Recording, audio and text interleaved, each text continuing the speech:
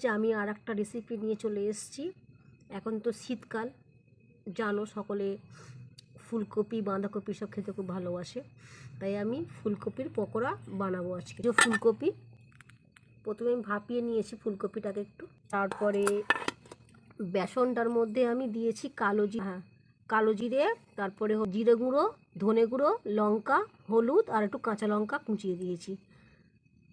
এই যে কাঁচা লঙ্কা কুচি আমি ভাজবো। দেখো বন্ধুরা, আমি উনুন আর কি করছি।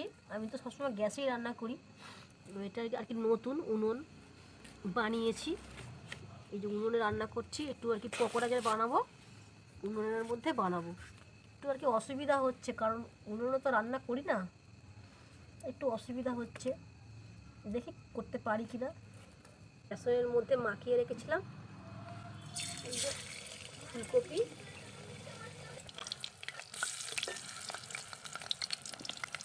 একটা দিক আর কি হয়ে গেছে, উল্টে দিলাম। তোর কি অসুবিধাটা হচ্ছে বললাম না, উনুনে তো রান্না করি না, ট্রাই করছি দেখি যে হয় কি না। ওই আস্তে আস্তে দেখি,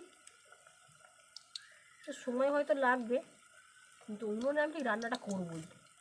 দেখো মনে হয় তো ভালোই, হ্যাঁ ভালোই, তোমার বেশ আর কি জ্বলছে। তোমরা যারা কারা কারা উনুনে রান্না করো তোমাকে জানিও, ঠিক মতো নাকি হচ্ছে তো উঠছে না, বুঝতে পারছি না।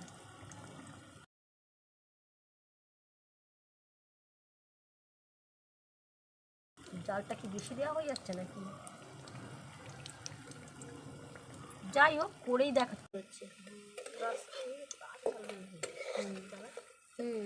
এই যে দেখো লাল লাল হয়েছে, আমি তুলে দিচ্ছি। হ্যাঁ দিলাম, আমি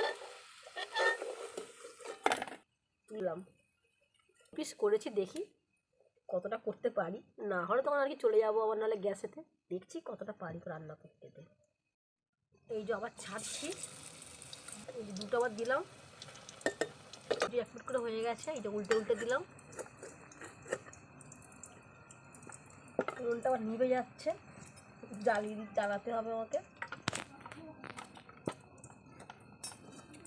ট্রাই করছি, কিন্তু ওই যা হয় আর কি, উনুনে না রান্না করলে একদম